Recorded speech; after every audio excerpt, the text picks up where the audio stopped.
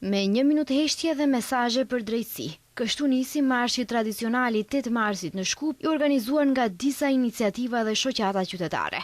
Slogani i marshit nuk do të zhdukeme, siç thon organizatorët, shpreh luftën e palëkundur dhe të domosdoshme të grave për të mbijetuar në një sistem dhe shoqëri që kërcënon sigurinë e tyre, nuk i mbron nga abuzuesit, i harron, i lën në margjina dhe i fshin.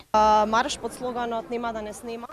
Slogani si vjetshëm është një lloj rezistence ndaj fshirjes figurative dhe faktike e grave në këtë sistem, i cili i shtyn ata në margjina dhe i vret. Maqedonia duhet të punojë ende. Këtë e shohim në diskriminimin e përditshëm të gjitha gratë, filluar nga punëtorët, nënat, nga të gjitha ato që bartin në rëndesën e shoqërisë. Kako da slavime?